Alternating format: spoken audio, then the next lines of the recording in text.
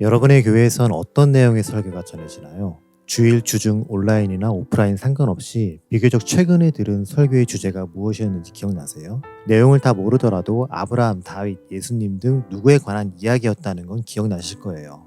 하지만 내용도 주인공도 전혀 기억나지 않고 분명 듣긴 들었는데 기억이 가물가물하다면 여러분이 정말 미친 듯이 바쁘게 살고 있다는 뜻이죠. 그만큼 열심히 살고 있다는 의미도 되지만 한편으로는 언제 어디서 어떻게 사고가 나더라도 전혀 이상하지 않을 만큼 영적으로 위험한 상황이니까 되도록 빨리 템포를 조절하시면서 여러분의 생각과 관심을 하나님께 맞추세요.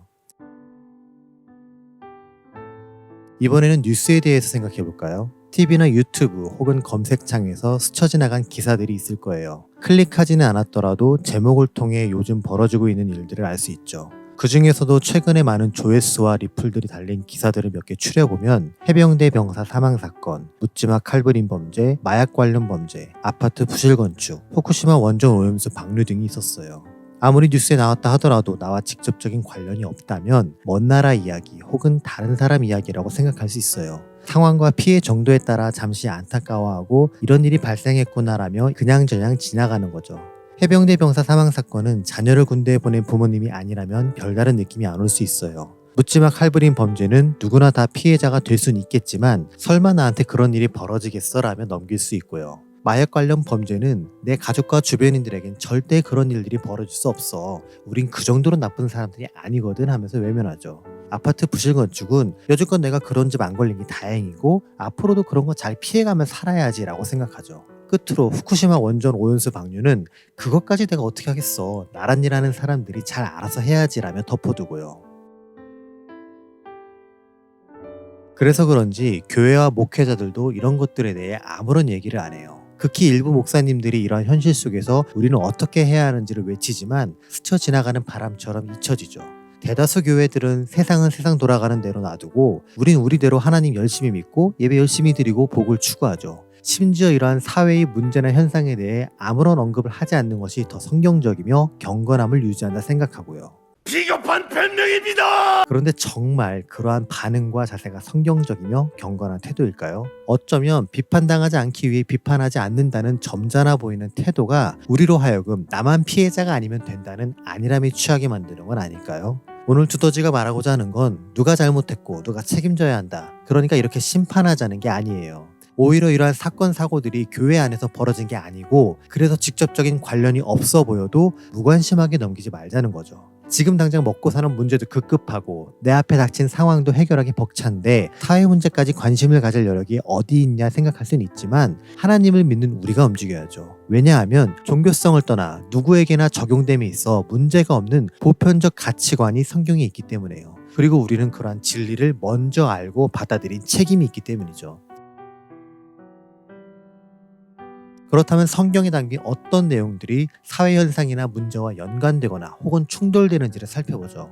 두더지의 집착처럼 깊게 들어가면 한도 끝도 없고 하나하나의 볼륨 자체가 매우 크기 때문에 듣는 여러분이 지칠 수 있으니 핵심만 겉핥기로 살펴보면 수해복구 지원 중 사망한 해병대 병사의 사건은 수사 과정에서 외압이 발생했고 이를 밝힌 수사단장이 군 명예 실추 및 항명죄로 몰리게 되었죠. 군대 내부의 상황을 외부로 알렸으니 기밀 유출이며 상부의 지시를 따르지 않았으니 처벌받아야죠. 하지만 위에서 내려오는 명령이 부당하며 불법을 저지르는 일임에도 따라야 할까요? 권세들에게 복종하라는 바울의 권면이 불법과 악행에도 순응하며 그들을 도우라는 뜻일까요? 또한 정탐꾼을 숨겨준 기생 라합은 어째서 자기가 살던 여리고성이 무너질 때 구원받은 것일까요? 묻지마 칼부림 범죄의 가해자들은 대부분 정신과 병력이 있으며 사회적으로도 은둔형 외톨이처럼 살아왔죠. 비록 이러한 상황이 그들의 범죄를 정당화시킬 수는 없지만 이렇게 문제가 골마 터지기 전에 그들의 가족과 주변과 사회는 무엇을 했나요? 그들이 가진 고통의 근원을 이해하고 해결하기 위해 교회는 과연 어떠한 해석과 대안을 보여주었나요? 경쟁 속에서 도태된 자들에 대한 사회적 무관심이 만연해 있지만 만약 지금 예수님이 오셨다면 그들을 어떻게 대하실까요? 마약 관련 범죄는 인간의 왜곡된 삶의 목적으로 인해 발생한 문제이죠. 성경은 돈, 명예, 지위 등에 대해 더 경계하고 조심하라 말하지만 세상에서는 이런 것들이 삶의 목표이며 행복의 수단이라 말하죠.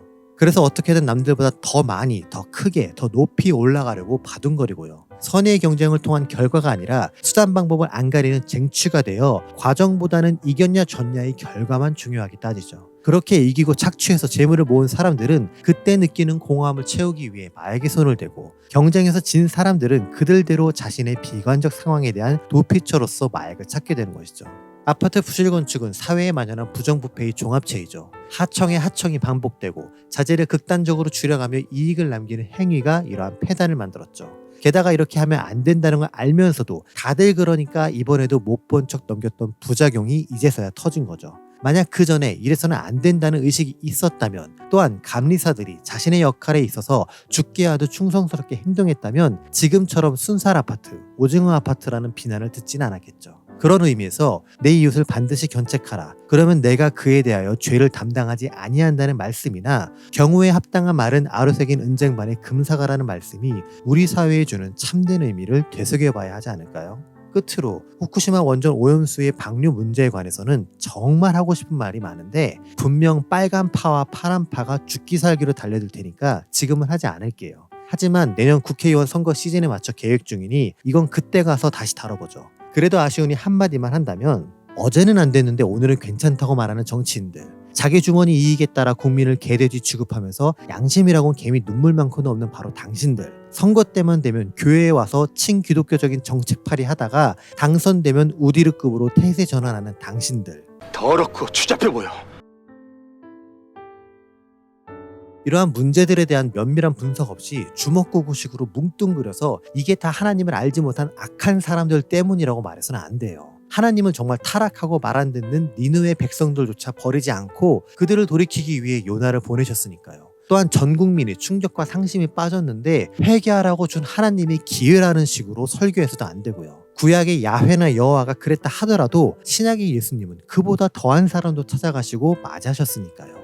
더 솔직하게 말하자면 비난받을 만한 악한 사람들, 회개해야 할 사람들이 교회 안에도 넘쳐나기 때문이죠. 세상 사람들보다 더 추하고 더럽게 살면서 하나님의 은혜와 보호만 갈구하는 사람들, 단지 지금 들키지 않았을 뿐인데 하나님이 눈 감아주신다고 착각하는 사람들, 자기가 원하는 모든 일은 다 하나님을 위한 일이며 성령의 사역이라 말하는 사람들, 그들이 교회의 직분을 맡고 사역과 목회의 자리를 차지하고 있죠. 저 역시 이들 중 어딘가에도 포함되지 않는다고 아주 떳떳하고 자신있게 소리 높여 외칠 수 없고요. 구약만 본다면 지금 우리가 겪는 현상들은 하나님의 심판이자 경고가 맞아요. 더 큰일 나기 전에 회개하고 겸손해져야죠. 하지만 거기까지만 생각하고 묶여 있다면 우리는 예수님의 공생의 당시 율법을 받은 유대인과 다를 게 없어요. 또한 지금 우리가 보여주는 종교 생활의 열심은 당시 바리새인들이 보여줬던 경건함의 노력과 동일하고요. 누가복음 18장에 보면 기도하기 위해 성전에 나온 바리새인과 세리의 이야기가 있어요. 바리새인은 자신 있게 허리를 펴고 하나님 앞에서 자신의 금식과 경건 생활을 언급하며 옆에 있는 세리처럼 살지 않았다 자랑하죠. 반면 세리는 감히 눈을 들어 하나님을 쳐다보지도 못하고 자신을 불쌍히 여겨달라 하죠. 이제껏 들어온 설교로 인해 바리새인이 나쁜 놈이며 그들처럼 살지 말아야 한다는 건 알고 있는데 정작 우리의 삶은 그들과 전혀 다른 게 없어요. 율법을 읽고 외우며 기도하고 금식하고 여호와가 하지 말라는 걸 철저하게 지켜온 바리새인처럼 우리가 성경을 읽고 외우며 기도하고 금식하고 성경에서 하지 말라는 걸 가급적 그리고 입맛에 맞게 쏙쏙 골라서 안 하려고 하니까요. 하지만 예수님은 바리새인들의 경건한 노력을 비난한 게 아니라 앞뒤가 다른 그들의 외식적인 행위와 율법의 외형만 추구하는 껍데기 모습을 지적하신 거죠. 마찬가지로 우리가 하나님의 말씀을 안다면서 교회 안과 밖의 생활이 다르고 진리의 핵심은 잊어버리고 형식만 따른다면 예수님은 과연 뭐라고 하실까요? 무엇이 너를 기게 만들었니? 물론 예수님이 사회의 문제들에 대해 이렇게 하라 저렇게 하라는 구체적인 지침을 주지 않으셨어요. 법을 바꿔라, 제도를 개혁해라, 맞서 싸우고 투쟁하라는 독려를 하지 않으셨죠. 하지만 사람들과 함께 하신 그분의 모습을 보면 오늘날 교회와 성도가 사는 모습과는 전혀 다르게 사셨어요. 다시 말해 하나님은 하나님이고 세상은 세상이니 믿음은 믿음대로 갖고 삶에서는 알아서들 각자 도생하라고 하지 않으셨죠. 갖가지 기적과 능력을 보여준 후에도 사람들과 함께 하셨고 언제 어디서건 그 대상이 누구든지 구별 없이 모두와 함께 하셨죠. 사람들의 삶을 통해 어떻게 하나님을 느껴야 하는지, 하나님의 자녀로서 무엇을 해야 하는지, 그리고 어떤 삶을 살아야 하는지를 가르치셨죠. 그러면서 삶의 어려움과 문제로 아파하는 이들을 위로하시고 치유하시며 전적으로 사람들 사이에서 함께 하셨죠. 그게 하나님의 자녀가 세상을 살아가는 이유이자 방법이니까요. 여러분의 교회는 이러한 사회 현상에 대해 얼마만큼 관심을 갖고 있나요? 여러분의 교회에서 하나님의 말씀을 전하고 있는 목회자들은 설교를 통해 세상이 가야 할 방향성과 가치관을 제시하고 있나요? 여러분이 소속된 신앙 공동체는 세상에 그리스도의 향기를 전하기 위해 어떤 준비를 하고 있나요? 아니면 사회 현실은 철저히 외면하면서 오늘도 나의 죄를 용서하신 하나님의 은혜, 순종함으로 얻을 수 있는 축복, 환난을 견디는 방법과 인내의 열매만 이야기하고 있나요? 영상 초반에 얘기한 것처럼 여러분이 최근에 들었던 설교들을 떠올려 보세요. 기억나지 않는다면 지난주보를 찾아보거나 설교 영상이라도 다시 확인해 보시고요.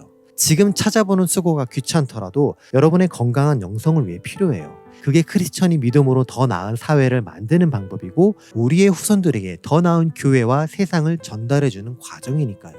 열왕기서를 보면 나라가 위기에 처했을 때 제사장들은 모든 게 다 평안하고 괜찮다고만 했어요. 하나님의 뜻을 올바르게 해석하고 왕에게 전달해야 하는 자신들의 책임을 져버린 거죠. 그들은 왕의 곁에서 정치적인 영향력과 권력을 유지하기 위해 망해가는 현실을 알면서도 외면했죠. 이와 반대로 지금 닥친 위기와 상황 속에서 왕과 백성이 어떻게 해야 하는지를 끊임없이 외쳤던 변방의 사람들이 있어요. 바로 엘리야, 이사야, 예레미야, 아모스 같은 선지자들이죠. 아무도 자기들의 수고를 알아주지 않고 오히려 중앙과 권력층으로부터 무시당하며 심지어 생명의 위협을 받는 상황 속에서도 그들은 사람들에게 하나님의 뜻과 회개를 촉구하죠. 그들이 왜 그렇게 해야만 했을까요? 자기들도 편하게 주변 눈치 보지 않고 왕의 비위나 맞춰가며 아부 떨고 거기서 떨어지는 콩고물로 삶을 영위해도 누가 뭐라 하지 않는데 왜 그들은 굳이 번거롭게 어려운 삶을 선택했을까요? 다들 그렇게 사는데 큰 흐름을 거스르지 않고 유유자적하며 사는데 왜 애써 그 물결에 휩쓸리지 않으려고 버틴 걸까요? 그들은 이 급류가 끝나는 절벽 밑에 멸망과 죽음이 기다리고 있는 걸 알았기 때문이죠. 사람들이 거기에 이르기 전에 회개하며 하나님께 돌아가라고 외친 것이죠. 그래서 하나님이 그러한 선지자들을 세상에 보내신 것이죠. 선지자로서 자신을 보내신 하나님의 뜻에 부응하기 위해 어떠한 상황에서도 그들은 굴하지 않고 자기들이 맡은 사명을 다한 것이죠.